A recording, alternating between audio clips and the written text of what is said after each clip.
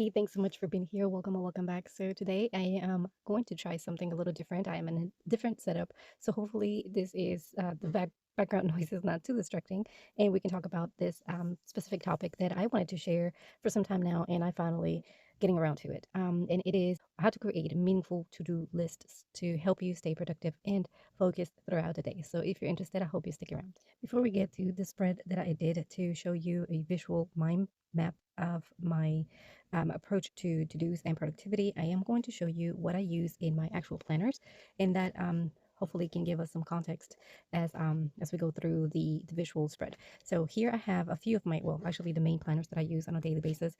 I have my master planner, which is my Wonderland to do. You know this one. I have my common planner, which is my companion planner, and I have my Moleskine Pocket Notebook, which is the one that I use for my to-dos of the day. So starting by the most important, which is my master planner. Here uh, plan my I plan my months. I plan ahead my projects and everything that's happening in my life that involves myself or family or work or anything. Actually, everything goes in here. This is, like I said, my master planner. So everything it's in here, goals, bills, you name it. So in here, I use my monthly overview to plan ahead the most important things that have to happen throughout the month, like due dates, doctor appointments, and things like that. From here, I pull for my weekly. So I try to focus an area or create an area for the focus of each day on during the week that will help me to accomplish the main goal of the month. And then from here, I go to my dailies and I start adding, depending on how I'm using the daily spreads. I use them a little different every now and then, but basically, I do some weeks I just go ahead and add like a highlight of the day, more of a journal or memory keeping sort of thing. Or like this week, I just go ahead and do a list of things that I would like to get done on that day. And then from here, I make sure that I pull those to my daily to-dos. Or as my companion, which is my common planner, I'm not necessarily going to go through this one because basically this one is just a summary of what's happening over here. So it's only for me to have an overview of what's happening on my months and my weeks and stuff like that. Important information that I want to take with me when I'm out and about, since I do not take my Wonderland to do. I don't take it with me out in the road. I do take my companion and my to-dos. So those are just kind of like a summary of what's going on in here, of at least the most important things. So from here, like I said before, I pull my to-dos. Sometimes it is exactly the same to-dos list that I have in here. Some of the times I just expand a little bit more on what it is that I'm doing. So for example, today, let's just pull that up. This is today, Wednesday, the 24th. So what I did was I went ahead and started on my weekly based on what I wanted to get accomplished this week. Based on what I wanted to accomplish this week, I started adding the goals or the focus for the day. I have to complete my daily in here or my overview, I guess, for today, but I used this right here to expand on the to-dos on the actual day. And then from here, I am expanding those even more in here.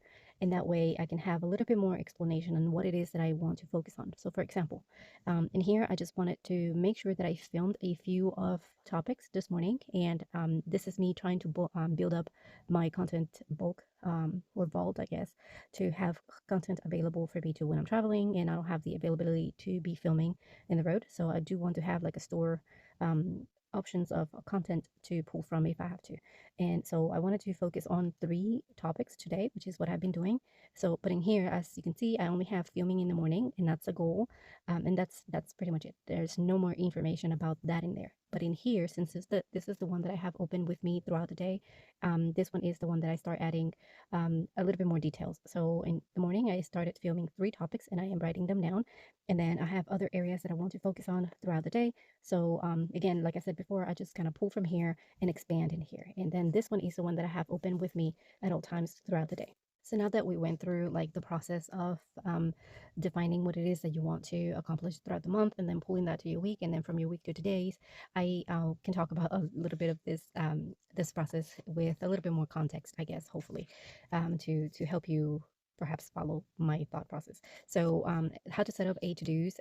In my case, I like to have my to-dos very functional and very focused on my main goals. So like I said before, I come over here every single day in the afternoon and just kind of jot down what I want to accomplish the next day. And this is mainly driven by my my goals for the month. So I have already set up here at the beginning of the month my focus for the month. I use this January overview that we are provided with in the Wonderland to do, and divide the areas that I want to focus on throughout the month, and then these specific items that I wish to accomplish, I guess, at the end of the month. And then from there, I pull my to dos and stuff. So it is mainly derived from that to my to dos. So I guess the most important thing is to know your priority. So what is it that you're working on? I guess these are the questions that I ask myself. What is it that I'm working on? What is more important for me, and what needs to get done at this time? So based on the goals and priorities and whatever else is happening in my life at the moment, that's what I use these questions to help me define and prioritize. So again, what is it that I'm working on? What is more important to me in this moment, and what needs to get done? Like, there is no option. It's not necessarily that I want to get it done and that I wish to get it done, is that it needs to get done. So I use this to guide my priorities for my items to do, right? I don't necessarily ask myself this every single day, but at least when I'm setting up my goals and my focus for the month, I do ask myself these questions. And then by the end of that reflection process, I will have a clear guide, I guess, or overview map, I guess, for when I'm setting up my to-dos. Once I defined these areas, then I can move on to the next step, which is organize the to-dos in order of importance or priorities. These are the questions that I ask myself. Obviously, you can tweak these to whatever applies to you, but the first one that I ask is what needs to happen first. So the most important, the most urgent item that needs to get done. What can I or need to do? What can I do, or what do I need to do in terms of the order of importance? So, for example, maybe there's an item that it is urgent, right, that needs to happen, that I can do, or maybe I can delegate it, but I or might be some other ones that I need to do myself that I cannot delegate. So that's kind of what that question refers to. And then what can be delegated and what other items can wait. Once I have these areas defined the order of importance, then I go to assign those items to the best time of my day or my time zones, and just kind of assign those to those specific areas. So what zone is better for each item on my list. So again, if you know about my time zones, you know that we have discussed this one a little bit in detail in another video, which I can link below as well, just in case. But it is about defining the zones of your day, what time of the day you are more, I guess, energized or prep or ready to do certain things, right? So for me, again, in the morning, I am more focused. I guess I have that. As long as I have my me time first, then in some quiet time, I can use that to focus. And I know that if I do have the time, that's when I want to schedule the important things that need to get done during the day. So that is my zone one, for example. Then other things that do not require my precise attention, but that also needs to get done, perhaps I might assign those to the gray zone of my day. So knowing your zones can definitely help you organize your list in order of not only priority, in order of the order of sequence that might need to happen. Sometimes you can just doing randomly. Some other times you do need to get one thing first done and before you can move on to the next one. And knowing your zones and how to allocate those to those specific areas of your life or in your day can be very beneficial. This is the part of how to identify what you want to do and how you want to organize it to make sense for you and your routines. And then I guess the other important thing to know is, like, for example, the notebook works for me, but maybe it's not something that works for you. So just knowing what works for you and how you work better can definitely also be another benefit in addition to knowing your zones, right? So I just added a few examples in here just to kind of give you an idea, but definitely this can be it can be altered, I guess, or switch around depending on what applies to you. But let's say that what works for you, these are some options. There's pen and paper, there's digital calendars, there's alarms, and there is blocking distractions. So if I, for example, I'm over the first zone of my day when I'm alone and I have less distractions. Let's say that my family is awake, but I still have to work on something that is very important. I do need to block my distractions. So I gotta tell them, hey, I need half an hour or an hour of no distraction. And I still, even though I do say that, I still block myself. I even, I just put some focus music or something in the background and block myself for that time. I also allow myself to just kind of give myself some time to take breaks. And if I don't put alarms, I might forget. So what I do is, for example, if I want to work on something that is very specific, I give myself an hour. and then I set up an alarm, and that's my alarm or my reminder to take a break. Digital calendars actually help me to remind me of things that are coming up, just so I can prepare. Sometimes I do, like most of the time, I do add my appointments and stuff like that ahead of time, and I do add a setting on the reminder to remind me 2 days before and then the day before, so that way. If in case something else happened between now and then, and I happen to forget, or something else was in the schedule and it's conflicting or something like that, things can happen. This is just reminding me to be alert and know that this is coming up. And finally, pen to paper also applies to me because again, I cannot do to dos on my phone. It's just too distracting. And I have tried. Notion, I guess, which I still use, but not for my to-dos. I have actually tried to-dos on my phone, but it's just too much going on. There's alarms, there is my calendars, there's notifications, social media, all the things. So I do have to have a pen to paper, and that's why I'm finding this one very helpful because it's the only thing that I have on my desk when I'm working. So if I want to focus on a specific item, that's what I focus on, and that's what I leave on my desk and ready for me to just check off the status of it as soon as I'm done. Actually, methods to do your to-dos are just actually other things that you could do to help your to-dos. So for example, in here, let's just pull this again. I have been using color codes, and not necessarily the entire time. I started with just gray marker, I believe.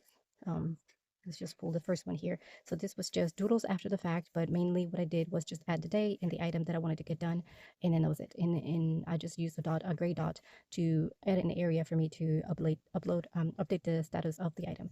But lately, I have been using colors to color code sort of the areas. So pink means me time. So anything that has to me personally work, it's blue, very important. And urgent sort of, it's yellow, and then gray is anything else that can happen throughout the day.